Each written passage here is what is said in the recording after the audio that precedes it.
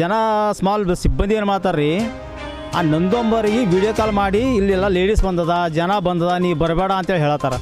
ಒಂದು ವೇಳೆ ನಂದು ಬೇರೆ ಕಡೆ ಎಲ್ಲರೂ ಸಿಕ್ಕ ಅಂದ್ರೆ ಬೂಡ್ ತೊಗೊಂಡು ಹುಡಿತಿಯಾಗತ್ತೆ, ನಂದು ಸಿಗಲಿ.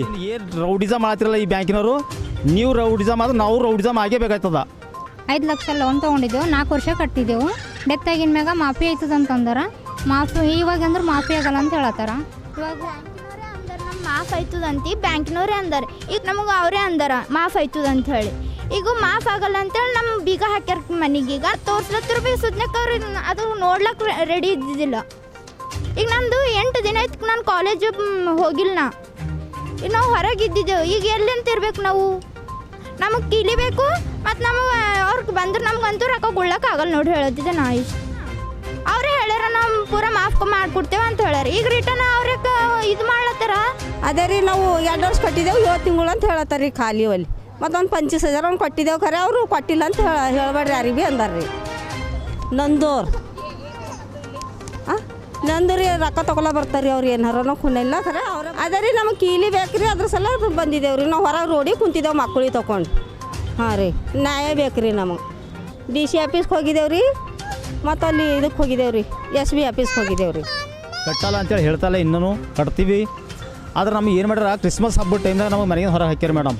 ಒಂದು 3 EMI ಕಟ್ಟಿದೆ. 6 ದಿನದಾಗೆ ಬಂದು ಅವ್ರು ಸೀಸ್ ಮಾಡ್ಯಾರ ಮೇಡಮ್. 6 ದಿನದಾಗ ಬಂದು ಯಾವಾಗ ನೀವೇ ರೌಡಿಸಮ್ ಕಿದ್ದಿರ ಮೇಲೆ ನಾವು ಭೀ ರೌಡಿಸಮ್ ಕೇಳಬೇಕಾಯ್ತದ.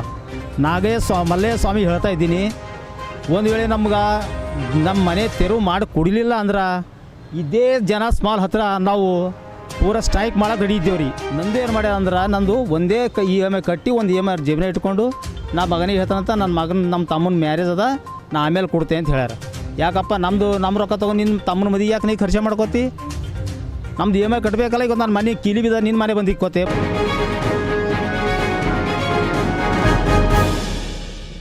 ಬೀದರ್ ಜನಸ್ಮಾಲ್ ಫೈನಾನ್ಸ್ ಬ್ಯಾಂಕ್ ಲಪುಟರ ಕಳ್ಳರ ಬ್ಯಾಂಕ್ ಆಗಿದೆ. ಬ್ಯಾಂಕ್ ಮ್ಯಾನೇಜರ್ ಇಂದ ಹಿಡಿದು ತಿಂಗಳ ಕಂತಿನ ಹಣ ವಸೂಲಿ ಮಾಡುವವರು ಕೂಡ ಲಪುಟರೇ ಆಗಿದ್ದಾರೆ. ಅಲ್ಲಿ ಸಾಲ ಪಡೆದವರು ಯಾರೂ ಕೂಡ ಉದ್ಧಾರ ಆಗಿಲ್ಲ ಎಂದು ಹೀಗಂತ ನಾವು ಹೇಳ್ತಾ ಇಲ್ಲ, ಬದಲಾಗಿ ಅಲ್ಲಿ ಸಾಲ ಪಡೆದು ಇಂದು ಬೀದಿ ಪಾಲಾಗಿರುವ ಕುಟುಂಬದವರು ಆಕ್ರೋಶದಿಂದ ಹೇಳ್ತಾ ಇದ್ದಾರೆ. ಈಗಾಗಲೇ ಬ್ಯಾಂಕ್ ಮ್ಯಾನೇಜರ್ ಹಾಗೂ ಬ್ಯಾಂಕ್ ಸಿಬ್ಬಂದಿ ಹೆಸರು ಸಮೇತವಾಗಿ ಅವರ ಮೇಲೆ ಸೂಕ್ತ ಕಾನೂನು ಕ್ರಮ ಕೈಗೊಳ್ಳುವಂತೆ ಮಾನ್ಯ ಜಿಲ್ಲಾಧಿಕಾರಿಗಳಿಗೆ, ಜಿಲ್ಲಾ ಪೊಲೀಸ್ ವರಿಷ್ಠಾಧಿಕಾರಿಗಳಿಗೆ ಮನವಿ ಪತ್ರ ಸಲ್ಲಿಸಿರುವುದಾಗಿ ಕುಟುಂಬದವರು ಮಾತನಾಡಿ ತಿಳಿಸಿದ್ದಾರೆ. ಜನಸ್ಮಾಲ್ ಬ್ಯಾಂಕ್ ಮ್ಯಾನೇಜರ್ ಹಾಗೂ ಸಿಬ್ಬಂದಿಗಳು ಬಡ ಕುಟುಂಬದವರ ಜೀವನದ ಜೊತೆ ಚೆಲ್ಲಾಟವಾಡ್ತಿದ್ದಾರೆ ಎಂದು ದೂರಿದ್ದಾರೆ. ಸಾಲ ಪಡೆದ ತಪ್ಪಿಗೆ ಅಲ್ಲಿ ಇಲ್ಲಿ ಕೂಲಿ ನಾಲಿ ಮಾಡಿ ಶ್ರಮದ ಹಣ ಜೋಡಿಸಿ ಕಂತಿನ ಹಣ ಕಟ್ಟಿದ್ರೆ ವಸೂಲಿಗಾರರು ಕಟ್ಟಿದ ಹಣ ಬ್ಯಾಂಕ್ಗೆ ಕಟ್ಟದೆ ತಮ್ಮ ಜೇಬಿಗೆ ಇಳಿಸಿಕೊಳ್ತಾರೆ. ಇವತ್ತು ನಾವು ಬೀದಿಗೆ ಬರಲು ಬ್ಯಾಂಕ್ ಮ್ಯಾನೇಜರ್ ಹಾಗೂ ಹಣ ವಸೂಲಿ ಮಾಡುವವರೇ ಕಾರಣಕರ್ತರಾಗಿದ್ದಾರೆ ಅಂತ ಜನಸ್ಮಾಲ್ ಬ್ಯಾಂಕ್ನಿಂದ ಸಾಲ ಪಡೆದು ಬೀದಿ ಪಾಲಾಗಿರುವ ಸಂತ್ರಸ್ತರು ಮಾತನಾಡಿ ತಿಳಿಸಿದ್ದಾರೆ. ಬ್ಯಾಂಕ್ ಮ್ಯಾನೇಜರ್ ಶಾಣೆ ಇದ್ರೆ ಹಣ ವಸೂಲಿ ಮಾಡುವವರು ದೇಡ್ ಶಾಣೆ ಇದ್ದಾರೆ. ಕಳ್ಳರ ಹರ ಮನಿ ಹತ್ರ ಬಂದು ರೌಡಿಸಂ ಮಾಡ್ತಾರಂತ ಹೆಣ್ಣು ಮಕ್ಕಳು ಮಾತನಾಡಿ ಆರೋಪ ಮಾಡಿದ್ದಾರೆ. ಇವತ್ತು ಜನಸ್ಮಾಲ್ ಬ್ಯಾಂಕ್ ಸಿಬ್ಬಂದಿಗಳು ಮಾಡಿದ ಕರ್ಮಕಾಂಡಕ್ಕೆ ಬಡ ಕುಟುಂಬಗಳು ಬೀದಿಗೆ ಬಂದಿವೆ. ಬಡ ಕುಟುಂಬದವರು ಕಂತಿನ ಹಣ ಕಟ್ಟಿದ್ರೆ ಬ್ಯಾಂಕ್ ಸಿಬ್ಬಂದಿ ಬ್ಯಾಂಕ್ ಖಾತೆಗೆ ತುಂಬದೆ ತಮ್ಮ ಜೇಬಿಗೆ ಇಳಿಸಿಕೊಂಡ್ರೆ ಅದಕ್ಯಾರು ಹೊಣೆ ಆಗ್ತಾರೆ ಅಂತ ಪ್ರಶ್ನೆ ಮಾಡಿದ್ದಾರೆ. ಬರೀ ಅಷ್ಟೇ ಯಾಕೆ, ಸಾಲ ಪಡೆದ ವ್ಯಕ್ತಿ ತೀರಿ ಹೋದ್ರೆ ಅವರ ಸಾಲ ಮನ್ನಾ ಆಗುತ್ತೆ ಅಂತ ಹೇಳಿದ ಬ್ಯಾಂಕ್ ಮ್ಯಾನೇಜರ್, ಹಣ ವಸೂಲಿ ಮಾಡುವ ಬ್ಯಾಂಕ್ ಸಿಬ್ಬಂದಿಗಳು ಇವತ್ತು ತೀರಿ ಹೋದ ವ್ಯಕ್ತಿಯ ಕುಟುಂಬಕ್ಕೆ ಬೀದಿ ಪಾಲು ಮಾಡಿದ್ದಾರೆ. ಮಗನ ಆಪರೇಷನ್ ಆಗಿದೆ, ಮಗಳು ಕಾಲೇಜ್ ಹೋಗ್ತಾಳೆ, ನಾನು ಕುಟುಂಬ ಸಾಗಿಸೋದೇ ದೊಡ್ಡದಾಗಿದೆ, ಅಂತಹದರಲ್ಲಿ ಏಕಾಏಕಿ ಬಂದು ನಮ್ಮ ಮನೆಗೆ ಬೀಗ ಜಡಿದಿದ್ದಾರೆ ಎಂದು ತೀರಿ ಹೋದ ವ್ಯಕ್ತಿಯ ಹೆಂಡತಿ ಮಾತನಾಡಿ ಕಣ್ಣೀರು ಹಾಕಿದ್ದಾಳೆ. ಸಿಮಿ ಪೌಲ್ ಅಣದೂರು ತಂದೆ ಸುನೀಲ್, ಶಿಲ್ಪಾ ಗಂಡ ಪ್ರಭಾಕರ್, ಇವರು ತೀರಿ ಹೋದ ಪ್ರಭಾಕರ್ ಅವರ ಹೆಂಡತಿ ಹಾಗೂ ವಿಶ್ವ ತಂದೆ ಶಿವಶಣ್ಣಪ್ಪ, ಈ 3 ಕುಟುಂಬದವರು ಜನಸ್ಮಾಲ್ ಬ್ಯಾಂಕ್ನಿಂದ ಸಾಲ ಪಡೆದಿದ್ದು ಕಂತಿನ ಹಣ ಕೂಡ ಕಟ್ತಾ ಇದ್ದಾರೆ. ಆದರೆ ಹಣ ವಸೂಲಿ ಮಾಡುವ ಸಿಬ್ಬಂದಿಗಳು ಬ್ಯಾಂಕ್ನಲ್ಲಿ ಹಣ ಜಮಾ ಮಾಡಿಲ್ಲ. ಉದಾಹರಣೆಗೆ 14-15 ತಿಂಗಳು 2 ವರ್ಷದ ಕಂತು ಕಟ್ಟಿದ್ರೆ ಬರೀ 7 ತಿಂಗಳ ಕಂತು ತೋರಿಸ್ತಾರೆ. ಇದು ಯಾವ ನ್ಯಾಯ ಅಂತ ಕುಟುಂಬದವರು ಪ್ರಶ್ನೆ ಮಾಡಿದ್ದಾರೆ. ಬ್ಯಾಂಕ್ ಸಿಬ್ಬಂದಿ ನಾವು ಕಟ್ಟಿದ ನಮ್ಮ ಹಣ ಬ್ಯಾಂಕ್ಗೆ ಜಮಾ ಮಾಡದೇ ಇರುವ ಕಾರಣ ಇವತ್ತು ಬ್ಯಾಂಕ್ನವರೇ ನಮ್ಮ ಮನೆಗೆ ಬೀಗ ಜಡಿದಿದ್ದಾರೆ. ಬ್ಯಾಂಕ್ ಮನೆಗೆ ಯಾಕೆ ಬೀಗ ಹಾಕಿದ್ದೀರಿ ಅಂತ ಕೇಳಲಿಕ್ಕೆ ಬ್ಯಾಂಕ್ ಹತ್ರ ಬಂದ್ರೆ ಬ್ಯಾಂಕ್ ಮ್ಯಾನೇಜರ್ ನಮ್ಮನ್ನ ಸರಿಯಾಗಿ ಸ್ಪಂದಿಸದೆ ನಿರ್ಲಕ್ಷಿಸುತ್ತಾರೆ. ಕೆಲವು ಬಾರಿ ಅಂತೂ ಬ್ಯಾಂಕ್ನಲ್ಲಿ ಇದ್ರು ಇಲ್ಲ ಅಂತ ಸುಳ್ಳು ಹೇಳ್ತಾರೆ. ಹಣ ಪಡೆದ ಬ್ಯಾಂಕ್ ಸಿಬ್ಬಂದಿ ಕೂಡ ನಮಗೆ ಲಭ್ಯ ಇರುವುದಿಲ್ಲ. ಇವತ್ತು ನಮ್ಮ ಮನೆಗೆ ಹಾಕಿದ ಬೀಗಗಳನ್ನ ಶೀಘ್ರದಲ್ಲಿ ತೆರವುಗೊಳಿಸಬೇಕು. ನಾವು ಕಟ್ಟಿದ ಕಂತಿನ ಹಣವನ್ನು ಬ್ಯಾಂಕ್ ಖಾತೆಗೆ ಜಮಾ ಮಾಡಬೇಕು. ಜೊತೆಗೆ ಈ ಜನಸ್ಮಾಲ್ ಬ್ಯಾಂಕ್ ಮ್ಯಾನೇಜರ್ ಹಾಗೂ ಬ್ಯಾಂಕ್ ಸಿಬ್ಬಂದಿಗಳ ಮೇಲೆ ಸೂಕ್ತ ಕಾನೂನು ಕ್ರಮ ಕೈಗೊಳ್ಳುವಂತೆ ಆಗ್ರಹ ಮಾಡಿದರು. ಇಲ್ಲವಾದಲ್ಲಿ ಬ್ಯಾಂಕ್ಗೆ ಬೀಗ ಜಡಿದು ಉಗ್ರ ಹೋರಾಟ ಮಾಡ್ತೀವಿ ಎಂದು ಈ ಮೂಲಕ ಎಚ್ಚರಿಕೆ ನೀಡಿದರು. ಇಂತಹ ನೊಂದ ಕುಟುಂಬದವರು ಇನ್ನೆಷ್ಟಿದ್ದಾರೆ ಗೊತ್ತಿಲ್ಲ. ಹಾಗಾಗಿ ಇದರ ಬಗ್ಗೆ ಸೂಕ್ತ ತನಿಖೆಯಾಗಬೇಕಾಗಿದೆ. ಜನಸ್ಮಾಲ್ ಬ್ಯಾಂಕ್ ಯಾವ್ಯಾವ ಕುಟುಂಬದವರಿಗೆ ಸಾಲ ಕೊಟ್ಟಿದ್ದಾರೆ, ಅವರು ಎಷ್ಟು ಕಂತಿನ ಹಣವನ್ನು ಕಟ್ಟಿದ್ದಾರೆ, ಇವರು ಎಷ್ಟು ಕಂತಿನ ಹಣ ತೋರಿಸ್ತಾ ಇದ್ದಾರೆ ಎನ್ನುವುದರ ಬಗ್ಗೆ ಸೂಕ್ತ ತನಿಖೆ ಆಗಬೇಕು. ಇದೇ ರೀತಿ ಎಷ್ಟು ಕುಟುಂಬದ ಮನೆಗಳಿಗೆ ಬೀಗ ಜಡಿದಿದ್ದಾರೆ ಎನ್ನುವುದರ ಬಗ್ಗೆ ಕೂಡ ಜಿಲ್ಲಾಡಳಿತ ಆಗಿರ್ಬೋದು, ಜಿಲ್ಲಾ ಪೊಲೀಸ್ ಇಲಾಖೆ ಆಗಿರ್ಬೋದು ಸೂಕ್ತ ತನಿಖೆ ಮಾಡಬೇಕು ಎಂದು ಈ ಮೂಲಕ ಜಿಲ್ಲಾಡಳಿತಕ್ಕೂ ಆಗಿರ್ಬೋದು ಹಾಗೂ ಜಿಲ್ಲಾ ಪೊಲೀಸ್ ಇಲಾಖೆಗೆ ಮನವಿ ಮಾಡಿದ್ದಾರೆ. ಅನಿತಾ ಅದ ರೀ, ನಾವು ಕೊಳಾರ್ಕೆ ಅದ ರೀ, ನಮ್ಮ ಮನೆ ಕೀಲಿ ಹಾಕ್ಯಾರ್ರಿ, ಅವ್ರು ಬ್ಯಾಂಕಿನವ್ರು ಬಂದು ಹಾಕ್ಯಾರ್ರಿ. ನಾವು 2 ವರ್ಷ ಆಯ್ತು ರೀ ರೊಕ್ಕ ಕಟ್ಲತ್ತಿದ್ದೆವು. ಅವರು ಖಾಲಿ 7 ತಿಂಗಳು ಅಂತ ಹೇಳ್ಯಾರ್ರಿ. ಅದೇ ರೀ ನಾವು 2 ವರ್ಷ ಕಟ್ಟಿದ್ದೆವು, 7 ತಿಂಗಳು ಅಂತ ಹೇಳತ್ತಾರೆ ರೀ ಖಾಲಿ ಅಲ್ಲಿ. ಮತ್ತು ಒಂದು 25,000 ಅವ್ನು ಕೊಟ್ಟಿದ್ದೆವು, ಖರೆ ಅವರು ಕೊಟ್ಟಿಲ್ಲ ಅಂತ ಹೇಳಬೇಡ್ರಿ ಯಾರಿಗೆ ಭೀ ಅಂದಾರ ರೀ. ನಂದೂರು ನಂದು ರೀ ರೊಕ್ಕ ತೊಗೊಳ ಬರ್ತಾರೆ ರೀ, ಅವ್ರು ಏನಾರ ಖುನಿಲ್ಲ ಖರೆ ಅವರೇ ಬರ್ತಾರೆ ರೀ ಕಲೆಕ್ಷನ್. 11,000 ರೀ. ಹಾಂ ರೀ, ಅದೇ ರೀ ನಮಗೆ ಕೀಲಿ ಬೇಕು ರೀ, ಅದ್ರ ಸಲ ಬಂದಿದ್ದೇವೆ ರೀ. ನಾವು ಹೊರಗೆ ರೋಡಿಗೆ ಕುಂತಿದ್ದೇವೆ ಮಕ್ಕಳಿಗೆ ತೊಗೊಂಡು. ಹಾಂ ರೀ, ನ್ಯಾಯ ಬೇಕು ರೀ ನಮಗೆ. DC ಆಫೀಸ್ಗೆ ಹೋಗಿದ್ದೇವೆ ರೀ, ಮತ್ತು ಅಲ್ಲಿ ಇದಕ್ಕೆ ಹೋಗಿದ್ದೇವೆ ರೀ, SB ಆಫೀಸ್ಗೆ ಹೋಗಿದ್ದೇವೆ ರೀ. ಅನಿತಾ ಅದ ರೀ ನಮ್ಮ ಹೆಸರು. ನನ್ನ ಹೆಸರು ಶಿಲ್ಪ, ನಮ್ಮ ಮನೆಯವ್ರದ್ದು ಪರ್ಬಕ್ಕರ್ ಅಂತ. ಅವರು ಡೆತ್ ಆಗ್ಯಾರ. 5 ಲಕ್ಷ ಲೋನ್ ತೊಗೊಂಡಿದ್ದೆವು, 4 ವರ್ಷ ಕಟ್ಟಿದ್ದೆವು. ಡೆತ್ ಆಗಿನ ಮ್ಯಾಗ ಮಾಫಿ ಆಯ್ತದ ಅಂತಂದಾರ. ಇವಾಗ ಅಂದ್ರೆ ಮಾಫಿ ಆಗಲ್ಲ ಅಂತ ಹೇಳತ್ತಾರ. ಇವಾಗ 7 ಲಕ್ಷ ಕಟ್ರ ಅಂತ ಹೇಳತ್ತಾರ.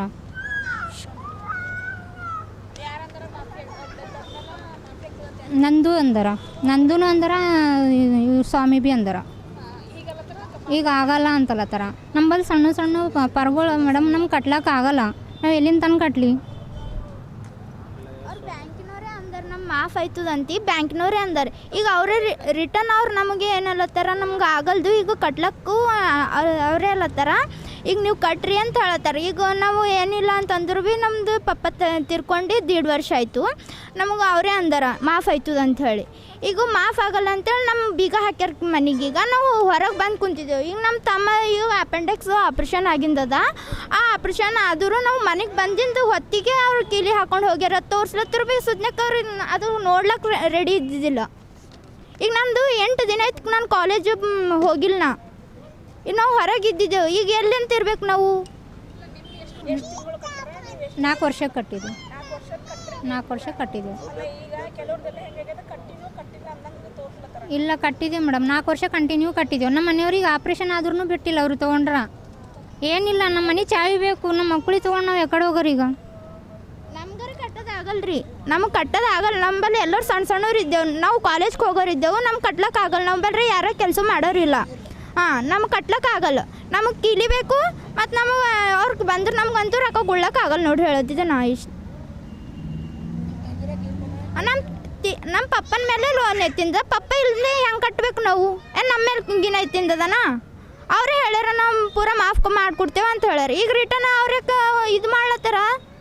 ಆಗ ಫಸ್ಟ್ ಬಂದಿನಾಗೆ ಅಂದಿದ್ರು. ಮತ್ತು ಈಗ ಅವರು ನಮಗೆ ಇಲ್ದ್ರು ವಾಪಸ್ ತಿರುಗಿ ಬೀಳತ್ತಾರ ನಮಗೆ. ಸುನೀಲ್ ಅಂತ ನನ್ನ ಮಗನ ಹೆಸರು ಸಿಮಿಪಾಲ್ ಅದ ರೀ. ಅವನ ಹೆಸರು ಮೇಲೆ ನಾವು 5 ಲಕ್ಷ ರೂಪಾಯಿ ಸಾಲ ಪಡೆದಿದ್ದೆವು ಜನಸ್ಮಾಲ್ನಾಗ.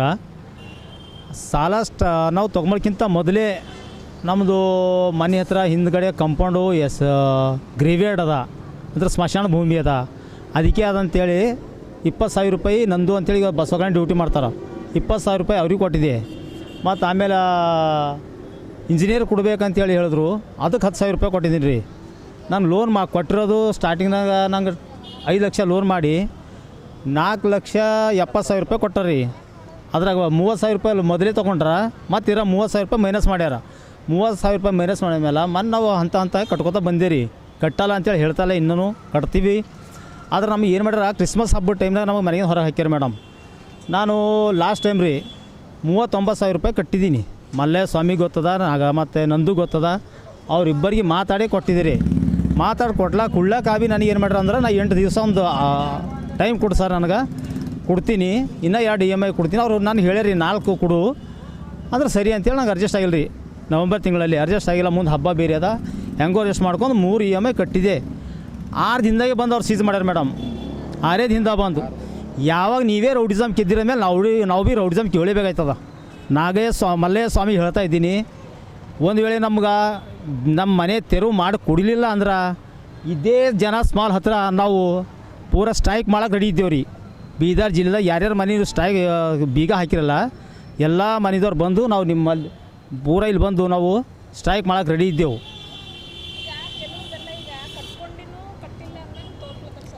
ಈಗ ನಂದು ರೀ ಮೇಡಮ್, ನಂದು ಲೆಕ್ಕದ ಪ್ರಕಾರ ನಂದು 20 EMI ಆಗ್ಬೇಕು ರೀ.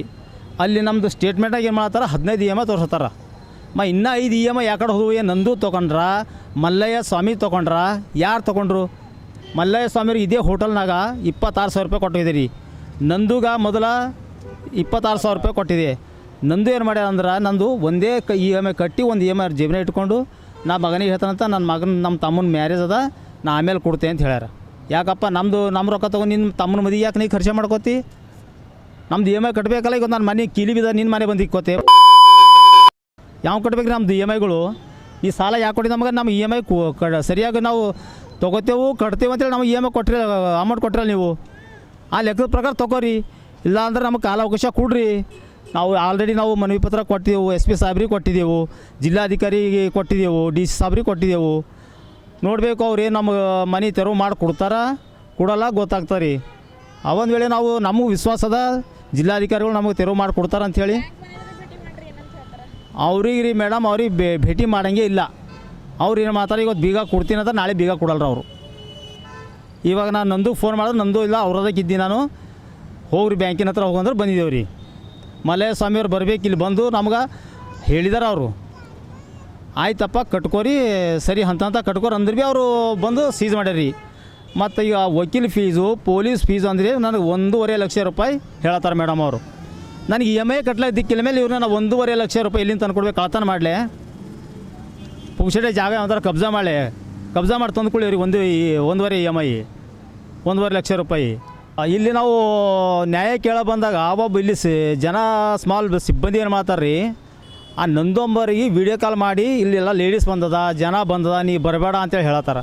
ಒಂದು ವೇಳೆ ನಂದು ಬೇರೆ ಕಡೆ ಎಲ್ಲರೂ ಸಿಕ್ಕ ಅಂದ್ರೆ ಬೂಟ್ ತೊಗೊಂಡು ಹೊಡಿತೀಯಾಗತ್ತು, ನಂದು ಸಿಗಲಿ ಬೂಟ್ ತೊಗೊಂಡು ಹೊಡಿತೀಯ ನಂದು. ಇಲ್ಲಿ ರೆಸ್ಪಾನ್ಸ್ ಮಾಡ್ದಾಗ ಸರಿಯದ ನಂದು. ಇಲ್ಲಾಂದ್ರೆ ನೀನು ಏನು ರೌಡಿಸಮ್ ಮಾಡ್ತಿರಲ್ಲ ಈ ಬ್ಯಾಂಕಿನವರು, ನೀವು ರೌಡಿಸಮ್ ಆದ್ರೆ ನಾವು ರೌಡಿಸಮ್ ಆಗೇ ಬೇಕಾಯ್ತದ. ಇದು ಚಂದ ನೆಪ್ಪಿರಲಿ ಜನ ಸ್ಮಾಲ್ ಬ್ಯಾಂಕಿನವ್ರು ಹೇಳ್ತಾರೆ ಎಲ್ಲ ಸಿಬ್ಬಂದಿಗಳಿಗೆ. ಇದು ಸೀಸ್ ಕ್ಯಾನ್ಸಲ್ ಮಾಡಬೇಕು ಒಂದು, ಇಲ್ಲಾಂದರೆ ನಾವು ಮಲ್ಲಯ್ಯ ಸ್ವಾಮಿ ಮತ್ತು ನಂದು ಮೇಲೆ ಕಂಪ್ಲೇಂಟ್ ಕೊಡ್ತೀನಿ. ಯಾಕಂದ್ರೆ ನಾನು 39,000 ಕಟ್ಟೋ ಟೈಮ್ನಾಗ ಅವರು ಕಣ್ಣು ಮುಚ್ಚಲಿ ಆಟ ಆಡ್ತಾರೆ. ನಂದು ಈ ರೀತಿ ಹಿಂದಿನ ಕೈ ಮಾಡತ್ತಾನ, ಅಮೌಂಟ್ ನಾ ಕುಳ್ಳಾಗ ಬಂದರೆ ಹಿಂಗೆ ನಂದು ಕೈ ಮಾಡತ್ತಾನ, ಅವ್ರ ಕೈಯಾಗ ಕೊಡ್ಬೇಡ್ರಿ ಅಂತೇಳಿ ಹಿಂಗೆ ಮಾಡತ್ತಾನ. ಅದು ಅವಾಗೇ ನನಗೆ ಎಸ್ ಬಂತು ಮೇಡಮ್, ನನಗೆ ಹಬ್ಬ ಬೇರೆ ಅದ. ಬಟ್ ಆದ್ಮೇಲೆ ನನಗೆ ಇವತ್ತು ಚಳಿಗಾಲ ಟೈಮ್ನಾಗ ನಮಗೆ ಅವ್ರು ನನ್ನ ಮನೆ ಸೀಸ್ ಮಾಡ್ರೆ ನಮ್ಮ ಮನೆ ಟೋಟಲ್ನಾಗ ಅದಕ್ಕೆ ಬಿಟ್ಟು ನಾನು ಪ್ರಾಪರ್ಟಿ ಅನ್ಮನೇ ಇಲ್ಲ. ಮನೆ ನಾವು ಅದ್ರಾಗೆ ಇರಬೇಕಾಯ್ತು. ನಮ್ಮ ಹೆಂಡತಿ ಮಕ್ಕಳು ಎಲ್ಲ ಹೊರಗಿದ್ದೆವು, ನಾವು ಬೇರೆ ಮನೆಗಿದ್ದೆವು. ಇಷ್ಟು ಹೇಳಿ ನಾನು ಜನ ಸ್ಮಾಲಿಗೆ ಒಂದು ರಿಕ್ವೆಸ್ಟ್ ಮಾಡ್ತೀನಿ ಮೇಡಮ್, ಎಲ್ಲರ ಮನೆ ಪ್ರತಿಯೊಬ್ಬರ ಮನೆ ಬೀಗ ಕೊಡಬೇಕು, ಮನೆ ತೆರವು ಮಾಡಿಕೊಡ್ಬೇಕು. ಇಲ್ಲ ಅಂದರೆ ನಾವು ಉಗ್ರ ಹೋರಾಟ ಮಾಡೋಕೆ ನಾವು ಎಲ್ಲ ಸಂಘಟನೆದವ್ರು ಬಂದು ನಾವು ಸ್ಟ್ರೈಕ್ ಮಾಡ್ಲಿಕ್ಕೆ ರೆಡಿ ಇದ್ದೀವಿ ಇಲ್ಲಿ.